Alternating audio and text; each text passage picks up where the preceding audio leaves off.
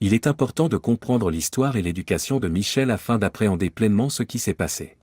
Michel Hardison a grandi dans la petite ville de Carey, dans l'Ohio, située au nord de l'État. En tant que vice-président de la First Citizens National Bank, Tom, le père de Michel, lui a conféré un certain statut parmi ses pairs. Sa mère, Diane, était une femme au foyer qui se sentait seule et n'avait pas assez à faire, et son père était un homme gentil mais distant qui ne passait pas beaucoup de temps avec elle. Même si sa mère devait faire 2 heures de route aller-retour 2 fois par semaine, elle a pu prendre des leçons d'équitation lorsqu'elle le souhaitait. Même si aucun de ses camarades de classe n'avait encore de téléphone portable, elle en a obtenu un lorsqu'elle l'a souhaité. Elle a également reçu ce qu'elle voulait, une grande fête d'anniversaire pour ses 12 ans sur le thème du cirque, avec une structure gonflable et un clown. Michel était une jeune fille calme, plutôt mince et d'apparence banale. Bien qu'elle ait un petit cercle d'amis, elle n'a jamais été le centre d'intérêt de la scène sociale de l'école. De plus, elle n'avait jamais eu de rendez-vous, ni eu d'activité sexuelle, ni même partagé un baiser avec un garçon avant que Matt Pokorny ne devienne son petit ami en 10e année. Comme elle, Matt était timide, et il leur a fallu des mois pour échanger des regards en coin en classe, manger dans différents groupes réservés aux enfants à la cafétéria de l'école, et coopérer sur des projets de groupe avant qu'il ne trouve le courage de s'asseoir à côté d'elle dans le bus scolaire un matin. Quelques semaines plus tard, Matt l'a invité à sortir au cinéma. Après cela, ils sont devenus sérieux en l'espace de quelques semaines. Pendant le reste du lycée, ils sont sortis ensemble, passant progressivement de baisers hésitants à des séances d'embrassades de plus en plus passionnées, en particulier lorsque Matt a obtenu son permis de conduire et que sa mère l'a autorisé à utiliser la voiture. Comme le veut la tradition, ils se sont dépucelés l'un l'autre en mai de leur dernière année d'études, en passant la nuit du bal de fin d'année dans une chambre de motel bon marché. On supposait qu'ils se marieraient un jour, une fois leur diplôme en poche. Bien qu'ils aient conseillé à leurs parents d'attendre la fin de l'université, ces derniers étaient généralement satisfaits de ce plan. Ils ont tous deux posé leur candidature dans les 5 mêmes universités et ont décidé de s'inscrire dans la meilleure, qui s'est avérée être l'université de l'Illinois. Pendant leurs années d'études, ils ont eu un accès très libre au sexe. Leur vie sexuelle était excitante et agréable, bien que cliché, ils avaient tous deux envie de faire l'amour, mais manquaient d'expérience. Ils n'avaient expérimenté que quelques positions différentes. L'idée que Matt tombe sur elle n'enthousiasmait ni l'un ni l'autre. Ils n'avaient aucune idée de ce qu'ils faisaient, et Michel était sûr que son amant était impur puisqu'il y mettait son visage. Le changement le plus important dans leur relation pendant leur séjour dans l'Illinois a été d'ordre physique. Les seins de Michel, auparavant minuscules, ont grossi. Ce sont maintenant des seins de taille D, pleins, magnifiques et lourds. Ses attributs physiques étaient plutôt banals et elle n'avait jamais piqué la curiosité d'un garçon avant Matt. Même si elle était encore un peu ordinaire, sa poitrine visible attirait beaucoup d'attention de la part des hommes, y compris dans ses couloirs, de la part de ses camarades de classe, des hommes dans les fêtes, etc. Même si Michel était amoureuse de Matt, elle n'ignorait pas l'attention des hommes. Elle a appris à sourire et à cligner des yeux, et à laisser certains de ses admirateurs lui tourner autour de manière totalement innocente, du moins de son côté, même si elle était trop timide pour vraiment flirter. Matt, quant à lui, était tout excité. Leur vie sexuelle s'était beaucoup améliorée grâce à son désir insatiable de toucher et de caresser les nouveaux seins de Michel. Matt savait aussi que c'était la première fois qu'il se retrouvait face à Michel pour obtenir ses faveurs. Il devint encore plus perspicace, serviable, attentionné et encourageant. Bien qu'ils aient toujours étudié ensemble, il se faisait maintenant un devoir de relire et d'éditer les travaux de Michel, ainsi que de revérifier ses problèmes d'économie. Il lui offrait des massages de pieds après une longue journée et lui achetait des fleurs sans raison. Il lui a exprimé son affection pour elle. Elle lui a répondu poliment. Elle avait toujours aimé Matt, oui. Bien qu'il n'en ait jamais parlé, la balance avait légèrement changé. Il fut un temps où il formait un couple assorti, vivant dans son propre monde, sans réel intérêt de la part des autres. Michel savait maintenant que les hommes s'intéressaient beaucoup à elle. Si vous lui aviez posé la question, elle l'aurait nié, mais elle était consciente des possibilités qui s'offraient à elle. Matt a choisi de lui poser la question à la fin de l'été, juste avant leur première année d'études, peut-être en partie pour cette raison. Il campait dans la forêt nationale Daniel Boone du Kentucky avec quelques amis du lycée. Chaque année, au mois d'août, une trentaine d'entre eux, certains couples, d'autres célibataires, partaient en excursion d'une semaine sur le même terrain de camping. Matt passa la main derrière lui et attrapa une canette de Miller Lite, qu'il donna à Michel alors qu'ils étaient assis autour d'un feu de camp le dernier soir, buvant de la bière, discutant, écoutant la radio et dansant un peu. Elle s'apprête à faire sauter le couvercle sans trop réfléchir, mais se retrouve face à une minuscule boîte noire qui avait été scotchée sur le dessus de la canette. « Matt, c'est ça ?» Il s'était levé de sa chaise et s'était agenouillé devant elle. Leurs copains l'ont regardé, avec un grand sourire, puis se sont tus. Michel, je t'aime depuis que nous avons 15 ans, tu es la seule pour moi, et je veux passer le reste de ma vie avec toi. Veux-tu m'épouser? Incrédule, elle s'est arrêtée un instant avant que Matt n'ouvre la boîte et ne lui révèle la bague. Elle s'est exclamée, oh mon Dieu, Matt, oui. Oui, je vais t'épouser, en se mettant à pleurer. À peine conscients des applaudissements et des rires qui les entouraient, ils s'effondrèrent dans les bras l'un de l'autre. Les compagnons de la jeune femme s'attroupèrent autour d'elle, parlant tous en même temps, tandis qu'ils l'aidaient à essayer la bague. Les amis masculins de Matt le félicitaient, riaient et lui donnaient des tapes dans le dos à 3 mètres de distance. Cette nuit-là, sous la tente, ils ont fait l'amour avec passion. Après avoir fait l'amour, elle se sentit attirée par lui, ce qui était inhabituel pour eux, et ils se couchèrent paisiblement dans les bras l'un de l'autre, souriant et parlant doucement. « Bébé, tu m'as surpris ce soir. J'y pensais depuis un moment, Michel, et je n'allais pas te laisser partir. » Elle l'embrasse. « Je ne vais nulle part. Mais j'ai adoré la surprise, la canette de bière et tout le reste. Tout le monde était au courant. J'ai soumis l'idée à Sandy et Adam pour m'assurer que ce n'était pas trop ringard, mais Sandy s'est exclamé « Ah oh !» et m'a dit que c'était tellement romantique que je me suis dit « Et alors ?» Merci d'avoir dit oui, au fait. Elle l'embrasse à nouveau après lui avoir donné une légère claque sur le visage. Ne fais pas l'idiot. Je suis évidente pour toi. Ils se mirent d'accord pour s'en tenir à leur plan initial, à savoir attendre la fin de la remise des diplômes pour le mariage, et le lendemain matin, ils firent une longue promenade avant de retourner emballer la tente et leurs affaires. Cependant, Michel a eu une autre idée qui a enthousiasmé Matt encore plus. J'adore la bague que tu as choisie pour moi, chérie. Elle est parfaite? Je veux aussi t'en offrir une. Est-ce que tu porterais une bague de promesse ou quelque chose comme ça si je te l'offrais? Je t'aime tellement, murmura Matt à son oreille en la serrant dans ses bras et en lui adressant un large sourire. Et je serais ravi de porter ta bague. Les ennuis ont commencé l'été suivant, lorsqu'ils sont retournés à Daniel Boone pour la semaine, retrouvant la plupart de leurs anciens amis ainsi que quelques nouveaux visages, dont Anthony Lotari, le frère aîné de l'ami de Michel, qu'aucun d'entre eux n'avait vu depuis des années et qui leur a tout de suite semblé être un problème. Anthony était plus âgé, environ 29 ans, un grand costaud qui travaillait dans le bâtiment à Cincinnati pendant l'année, il était charmant et flirtait, dans le genre col bleu, et il semblait s'intéresser particulièrement à Michel, ou du moins à ses seins, du moins c'est ce que Matt pensait, Michel et la plupart des filles pensaient qu'il était un beau gosse. Et il était prudent et jouait les mêmes tours à certaines des autres filles. Il lui parlait continuellement, la taquinant ou clignant des yeux, lui faisant un compliment et lui touchant légèrement le bras. Rien qui ne dépasse les bornes, et certainement rien d'assez flagrant pour que Matt puisse l'interpeller à ce sujet. Anthony s'est blessé à la cheville en trébuchant sur un tronc le 5e jour de la semaine, il était censé faire une randonnée sur l'un des sentiers de 5 miles avec Michel et quelques autres ce jour-là, mais il a dû rester en arrière et reposer sa cheville sur une chaise portative avec une poche de glace. Michel était introuvable lorsque les randonneurs sont revenus à 16 heures, heureux et en sueur, en plaisantant sur leurs odeurs corporelles respectives. « Adam, où est Michel ?» s'exclame Matt. « Elle n'est pas venue avec toi. »« Si, elle l'a été pendant un moment. »« Sandy, tu sais ce qui est arrivé à Michel ?» remarque Adam, l'air perplexe. Sandy se retourna, surprise, mais détourna son regard de celui de Matt. « Oui, elle espérait voir une de ces petites chutes d'eau qui ne sont pas sur le sentier. Elle devrait revenir sous peu. » Matt se leva d'un bond, atterrissant négligemment sur son pied, grimaça et s'assit à nouveau. « Est-elle seule? Avec qui est-elle en accord ?» Sandy resta silencieuse, mal à l'aise, jusqu'à ce qu'Adam lui lance un regard sévère et dise « Alors, chérie ?» Sandy a répondu à contre-séure « Je suppose qu'Anthony a proposé de l'accompagner. » Matt et Adam ont échangé un regard, mais aucun des deux n'a dit quoi que ce soit. Finalement, Matt dit « Merci, Sandy, et d'accord.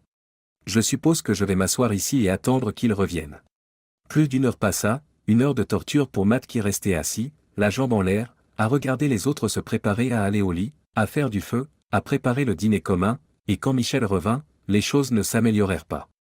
Elle est entrée seule dans le camping et il lui a fallu presque 1 minute pour voir Anthony derrière elle. Elle s'est approchée directement de Matt, s'est penchée et lui a donné un baiser sur la joue. « Et, chérie, comment va la cheville?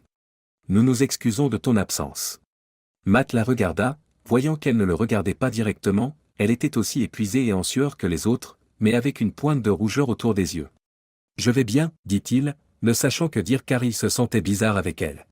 Elle le serra rapidement dans ses bras avant de se retourner et de disparaître dans la tente. D'accord, dit-elle en se levant.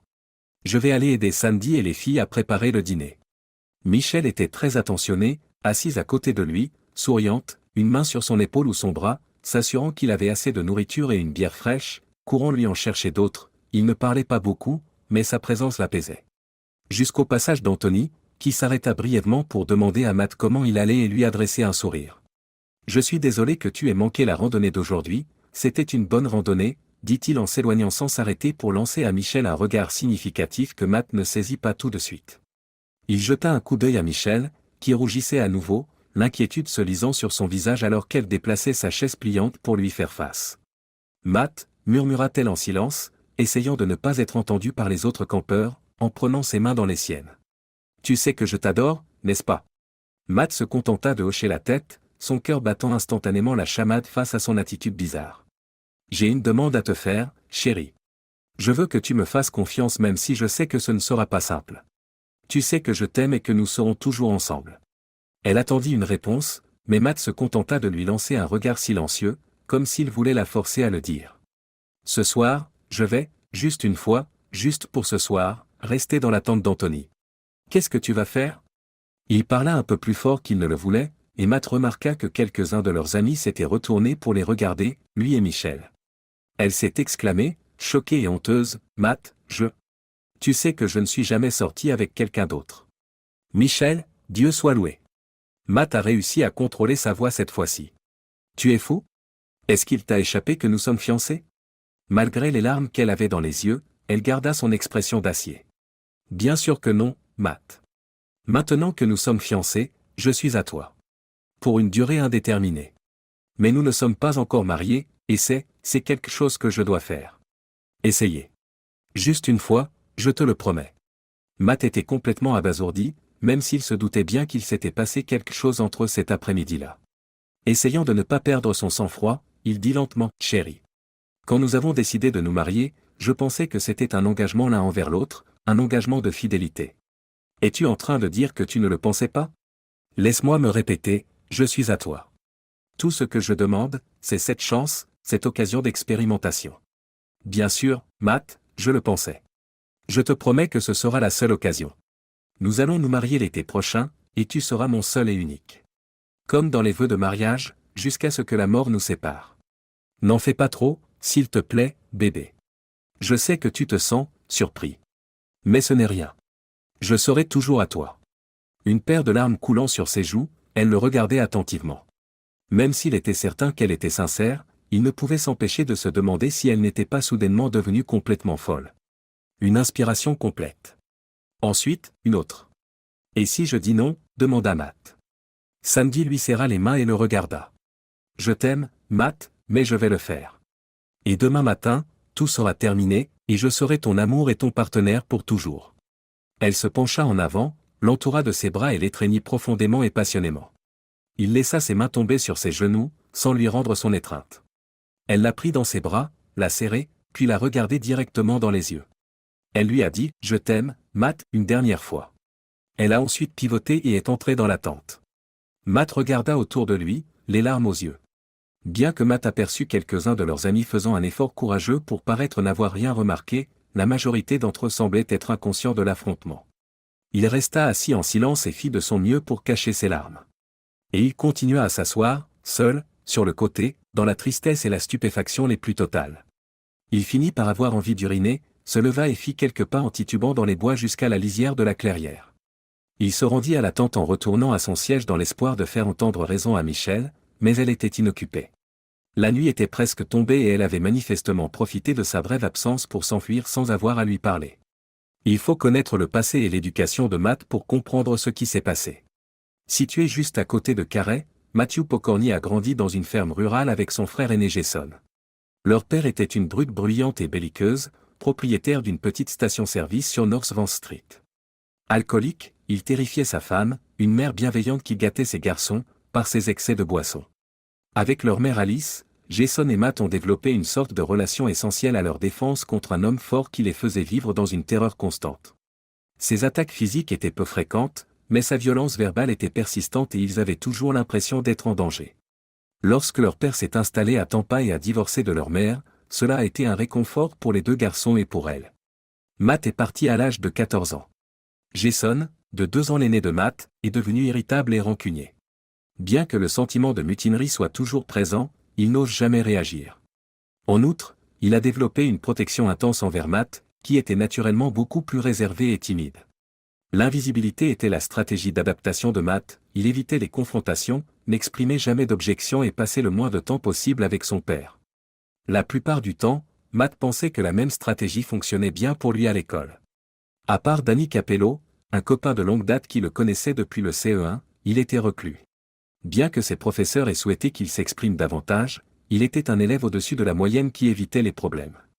La chose la plus audacieuse qu'il ait jamais faite dans sa vie a été de s'asseoir à côté de Michel Ardison dans le bus ce jour-là.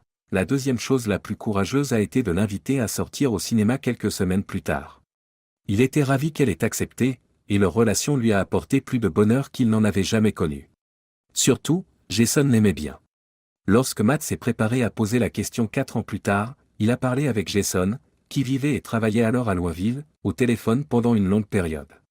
Jason, son héros, son tuteur, son modèle, trouvait Michel gentil et vraiment bien pour lui.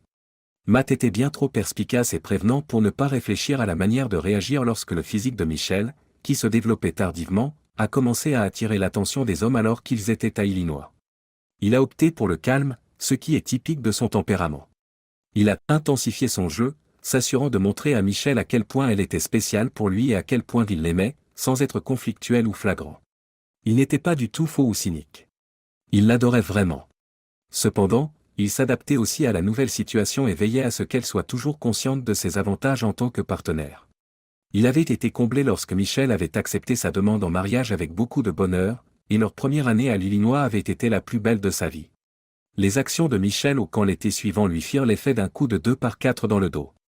Cependant, d'où Matt se trouvait, Anthony ne semblait pas avoir quelque chose que les autres gars n'avaient pas, et ce n'était pas comme s'il n'avait pas observé Anthony et ne l'avait pas vu comme une menace.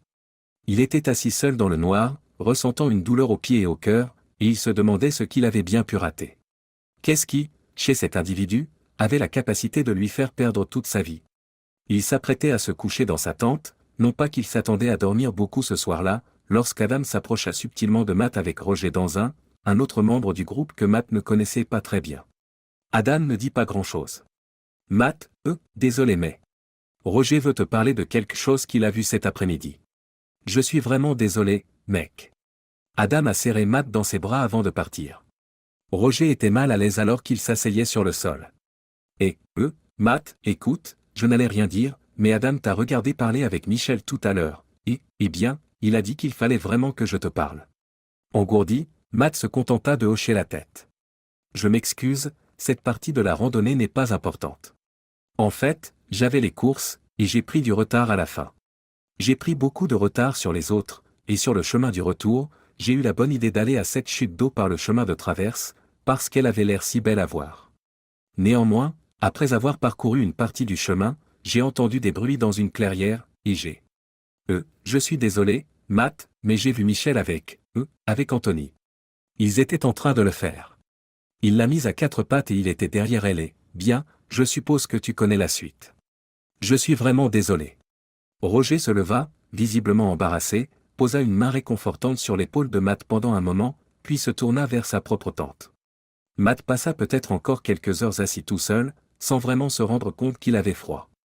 Il fit un signe de la main ambigu à une ou deux personnes qui lui dirent « bonne nuit » d'une manière discrète. Matt réfléchit à l'histoire de Roger, se demandant distraitement comment il pouvait être à la fois profondément horrifié et non surpris.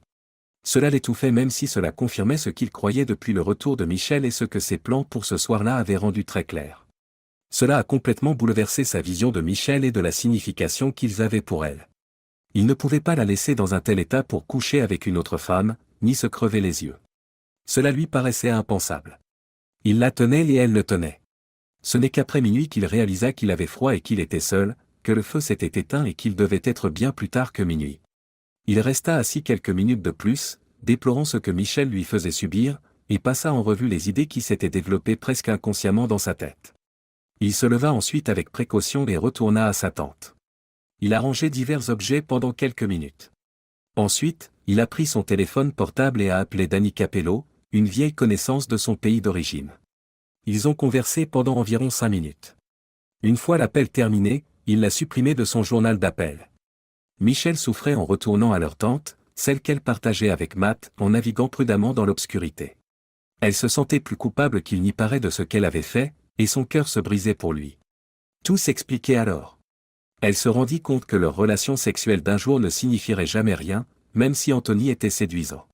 Ce n'était qu'une aventure, elle avait toujours aimé le mot « aventure », comme s'il signifiait lancer quelque chose en l'air. Quelque chose d'innocent, un frisbee. Certainement pas quelque chose qui pourrait blesser l'homme qu'elle aime. Et maintenant, toute cette logique lui paraissait sans fondement, absurde. Stupide. Il était probablement sidéré, blessé et en colère. Comment allait-elle se rattraper? Pensait-il vraiment qu'elle avait une chance? Elle ressentit également une gêne douloureuse dans son corps. Les descriptions de leur rapport sexuel avec Anthony se succèdent, passant de « fabuleux », « incroyable », « cosmique » à « amusant mais vide » et enfin à « douloureux et non désiré ». Elle se rend compte maintenant qu'il n'y avait pas d'amour dans tout cela. Mais c'était lent, doux et si habile que cela avait complètement changé sa perception. Pendant les 30 minutes que dura leur relation sexuelle, elle éprouva un plaisir incroyable. Mon Dieu, quelle endurance! Et la façon dont il la touchait, caressant doucement les parties de son corps avec ses mains. Il était à la fois incroyablement fort et tendre. Elle voulait plus de ce qu'elle avait eu pendant la journée, et c'est sans doute à elle-même qu'elle pensait lorsqu'elle a accepté de passer la nuit avec lui. Mais cette nuit-là, dans la tente, il s'est montré bien moins patient et bienveillant. Il a agi comme si tout avait déjà été convenu, profitant d'elle. Bien qu'elle ait été occupée à penser au pauvre Matt, la première fois n'avait pas été aussi bonne que dans la clairière. Avait-il pleuré dans la tente? L'avait-il maudite en sirotant une bière sur sa chaise? Pensait-il à des moyens de se venger d'elle? Ce soir-là, Anthony n'a cessé de parler dans la tente. Il a bu de la bière, puis a fait l'amour avec elle. Michelle était épuisée au plus haut point. Elle s'est finalement endormie brièvement, et quand elle s'est réveillée et a remarqué sur la montre d'Anthony qu'il était 5h45, elle s'est discrètement levée, s'est habillée et est sortie, déterminée à retourner chez Matt avant qu'il ne fasse nuit et que personne ne s'en aperçoive. Où était-il? La tente était vide. Elle regarda autour d'elle et utilisa la lampe de poche de son téléphone. Le téléphone, les clés de voiture, le sac de couchage et le reste de ses vêtements étaient toujours là, mais son portefeuille, ses bottes et sa veste avaient disparu. Elle a supposé qu'il était parti se promener tôt ou qu'il avait essayé de dormir. Ou peut-être avait-il dormi dans la tente de quelqu'un d'autre la nuit précédente. Peut-être Sandy avait-il dormi ailleurs avec Adam? S'était-il plaint à Adam de la sulfureuse fiancée de Michelle alors qu'il était ivre? Michelle est épuisée, malheureuse et blessée. Après avoir enlevé son gant et ses chaussures, elle se glisse dans le sac de couchage et commence à ronfler doucement quelques minutes plus tard. Lorsqu'elle s'est réveillée, le cauchemar a commencé, mais lentement. Lorsque Michelle a entendu les bruits typiques du matin, elle a vérifié son téléphone et a vu qu'il était bien plus tard que 10 heures. En jetant un coup d'œil rapide autour d'elle, elle remarqua que Matt était toujours absent. Elle se changea rapidement et sortit rejoindre les autres survivants pour le petit déjeuner et le nettoyage. Elle se renseigna discrètement, mais personne n'avait vu Matt depuis hier soir. Adam se contenta de secouer la tête lorsqu'elle lui parla. Michelle se sentit encore plus mal à l'aise lorsqu'il la regarda froidement, elle avait reçu le même traitement de la part de Sandy et de quelques autres. Elle est retournée à la tente pour se racheter, car elle n'avait plus d'autre choix. Après avoir plié les chaises pour plus tard, elle a sorti le sac de couchage pour le laisser s'aérer et a mis les articles souillés dans son sac à linge. Michelle était embarrassée, mais à l'heure du déjeuner, elle était suffisamment préoccupée pour ne pas en tenir compte. Elle fit le tour du groupe, informant tout le monde que Matt semblait avoir disparu et leur demandant s'ils savaient quelque chose. Pete et Carol ont dit qu'ils s'arrêteraient sur le parking pour voir si la voiture de Matt était toujours là avant de partir. Ils ont confirmé que c'était le cas lorsqu'ils ont appelé 20 minutes plus tard, ce qui était logique étant donné que les clés de Matt étaient toujours à l'intérieur de la tente. Quelques amis proches partaient en randonnée dans des directions différentes, mais ils se sont tous mis d'accord pour veiller sur Matt. Michelle s'est contentée de s'asseoir et de s'inquiéter parce qu'elle était trop anxieuse pour quitter le camping. Vers 13h20, l'appel a été reçu. Sandy a appelé Michelle sur son portable, et elle avait l'air sincère. « Michelle, nous sommes au lac Cavron. Tu ferais mieux de venir. »« Qu'est-ce qu'il y a? Avez-vous trouvé Matt ?» Sandy a raccroché en disant « Viens ici, d'accord ?» Michelle s'élança sur le sentier et arriva en quelques minutes, le pouls battant la chamade. Au bord du lac, elle découvre Sandy, Adam et quelques autres personnes. Elle s'exclama « Qu'est-ce que c'est ?» avant même de les avoir rejoints. Elle le vit après avoir fait quelques pas. Matt a trouvé sa veste bien pliée sur le sol. Ses chaussures de jogging à côté de la veste. Et ses chaussettes étaient bien rangées sur la veste. Ses chaussures de sport. Son pantalon. Son t-shirt de l'Illinois. Et la bague de promesse, tout en haut, au milieu de la pile bien rangée. Son cri, nous, les effraya et fit voler les oiseaux des arbres voisins. Michel s'effondre à genoux et se met à sangloter. Une semaine s'est écoulée. Près de 30 d'entre eux ont cherché ce premier jour. En quête du moindre signe de la présence de Matt, ils parcoururent tout le pourtour du lac. Puis quelqu'un a appelé le Service national des forêts, qui a pris les choses en main. Matt était un nageur assez doué, s'il l'avait voulu, il aurait pu traverser le lac. Cependant, il allait être tard dans la nuit, et vu la fraîcheur, il aurait pu facilement se perdre. Ou alors, et personne ne voulait le dire à Michel, il aurait pu entrer dans la mer sans avoir l'intention d'en ressortir. Au bout de quelques jours, ils laissèrent la chasse aux gardes forestiers, car tout le monde devait retourner à sa vie quotidienne. Le premier après-midi, Anthony avait tout emballé et était parti sans rien dire à personne. Après avoir passé quelques jours de plus avec Michel, qui ne voulait pas partir, Andrea et Heather furent obligées de rentrer. Bien sûr, elles avaient communiqué avec les parents de Matt et Jason à Louisville, mais elles n'avaient eu aucune nouvelle. Michel a essayé de ne pas pleurer lorsqu'elle les a contactés le premier jour. Le service forestier a ensuite passé l'appel quotidien, Michel n'a plus été en mesure de le gérer par la suite. Jason était présent lorsque les recherches ont finalement été annulées. Venu de Louisville, il a aidé Michel à emballer les affaires de Matt.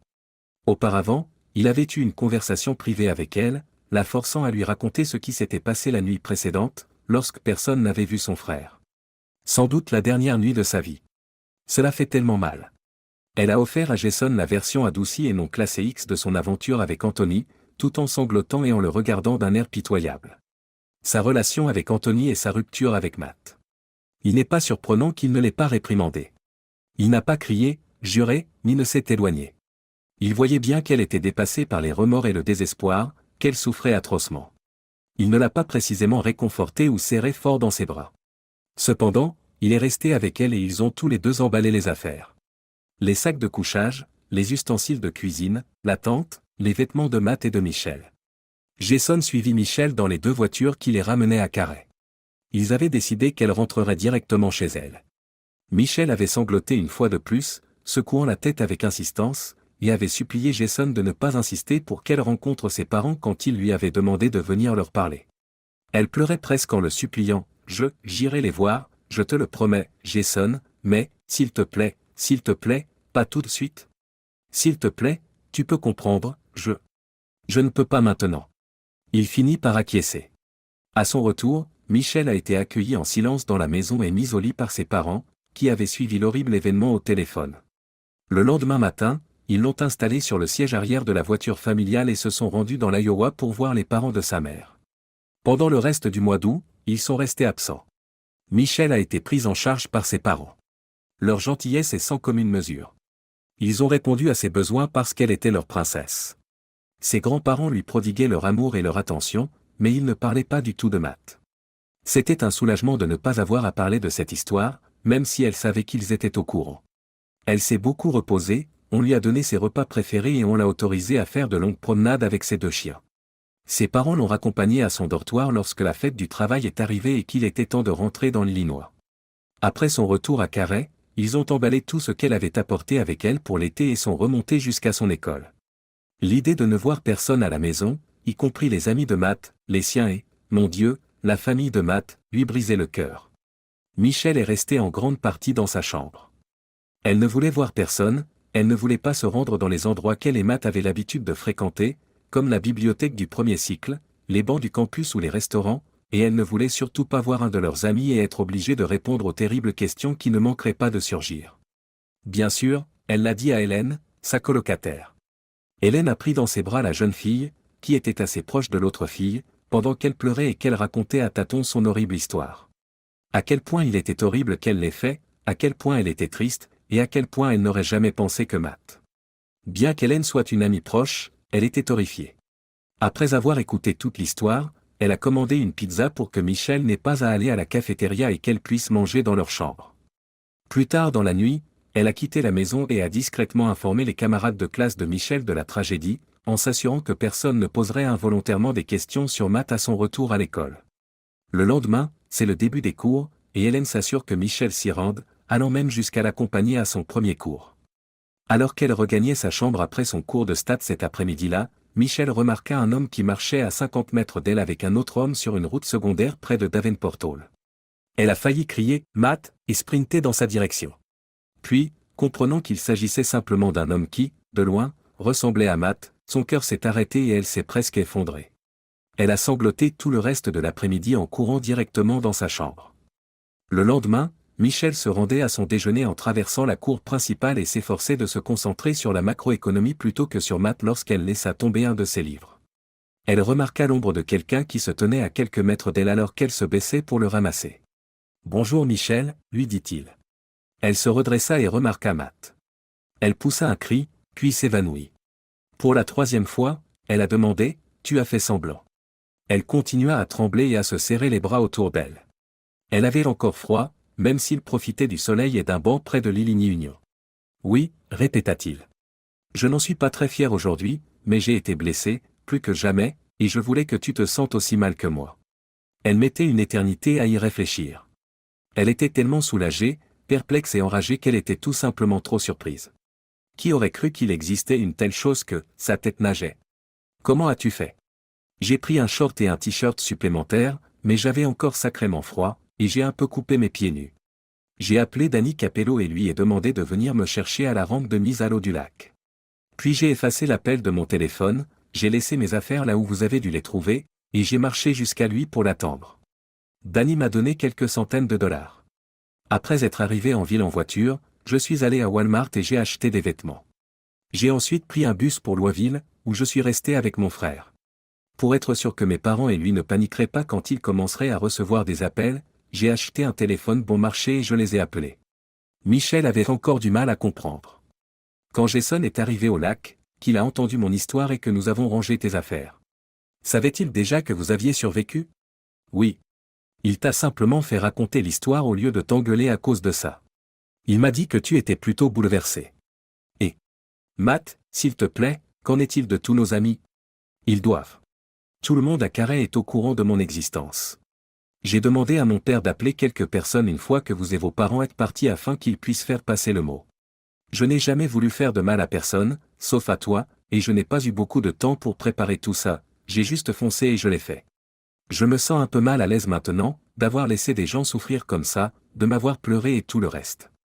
J'espère que vos parents ont déjà été informés, mais au cas où, appelez-les ce soir. Je déteste l'idée qu'ils croient que c'est à cause de toi, Michel, que je me suis suicidé. Ils continuèrent à s'asseoir en silence, tandis qu'ils l'observaient essayer de comprendre la situation et d'y réfléchir attentivement. Les premiers jours ont été assez difficiles, a-t-il remarqué. Jason a été excellent, compréhensif et encourageant. J'ai renversé quelques bières, cassé quelques-unes de ses assiettes et, d'une manière générale, jeté des objets partout.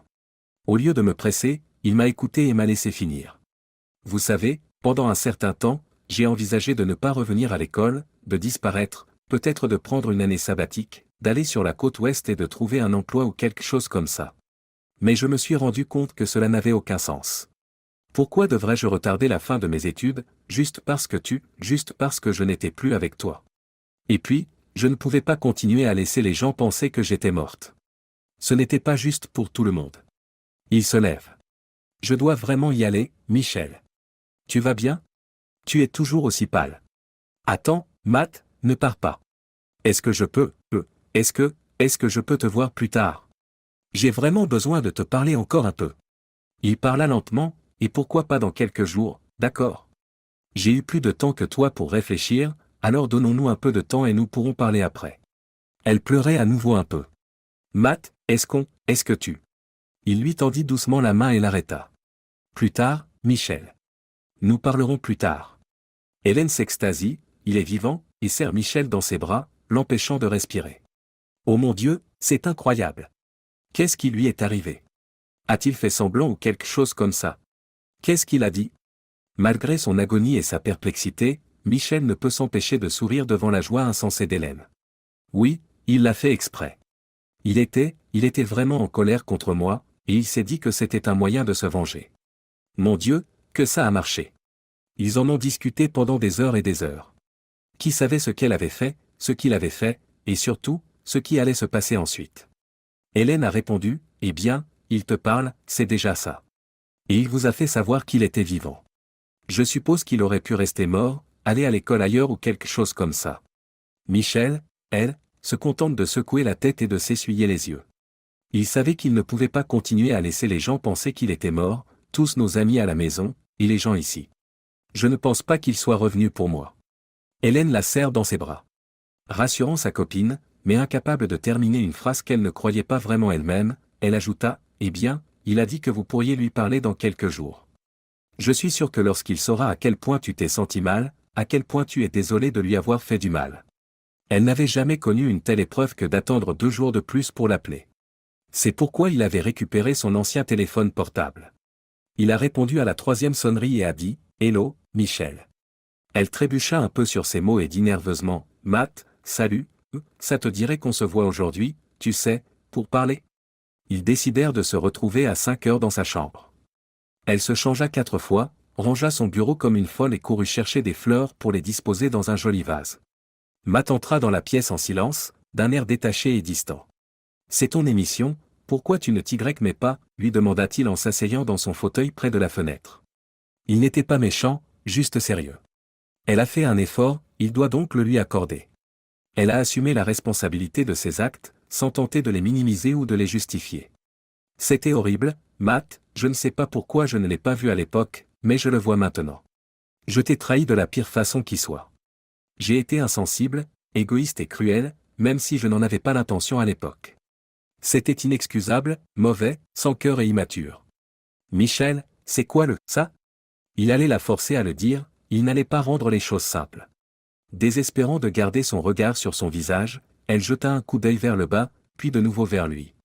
Ne couche pas avec, ce n'est pas convenable. Avoir des relations sexuelles avec un autre homme. Aux côtés d'Anthony. Cet après-midi-là, d'abord sur le sentier de la cascade. Et puis, Matt, j'ai fait quelque chose que j'ai du mal à admettre. Puis t'approcher et t'informer que je passerai la nuit dans sa tente. De continuer à avoir des relations sexuelles avec lui. Te le dire, puis simplement te retourner et le mettre à exécution. Si je... Il leva la main pour l'arrêter. Il avait l'air épuisé, des poches sous les yeux. D'accord, Michel. C'est mon tour maintenant.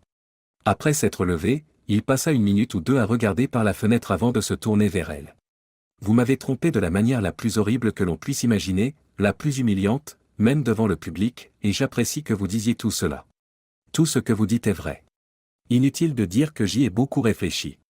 Parfois, les gens font des erreurs stupides, comme conduire en état d'ébriété et se tuer, ou ils se disputent inutilement ou tentent de tricher aux examens par peur pendant les examens. Nous n'avons tous les deux que 21 ans, alors je suppose que cela nous rend encore plus enclins à prendre des décisions stupides. Malgré cela, je te pardonne en quelque sorte, je suis juste triste au lieu d'être furieuse comme je l'étais avant. Je ne peux m'empêcher de penser que cela a quelque chose à voir avec tes seins. Comment ont-ils poussé et comment as-tu commencé à attirer autant l'attention des hommes? Michel, tu ne t'en rends peut-être pas compte, mais je crois que c'est ce qui a rendu toute cette affaire possible. Je vous souhaite bonne chance, mais nous en avons terminé. Je suppose que tu espères que nous pourrons trouver un moyen d'arranger les choses, même après tout ce qui s'est passé. Mais nous ne pouvons pas. Je ne le ferai pas. Ce que tu as fait m'a donné l'impression que je ne te connaissais pas du tout, que la vraie Michel, ou la nouvelle Michel, est quelqu'un de totalement différent de celle dont je suis tombée amoureuse au lycée. Elle n'a pas essayé de l'arrêter, même si sa bouche était ouverte et son visage rempli de larmes. Peut-être que rien de tel ne se reproduirait jamais, et que tu m'aimerais et me serais fidèle pendant 60 ans. Peut-être s'agissait-il d'une étrange aberration unique, d'une éruption biologique d'égoïsme. Mais je ne vais pas prendre ce risque. S'il vous plaît, rendez-moi ma bague, murmura-t-il en s'approchant d'elle.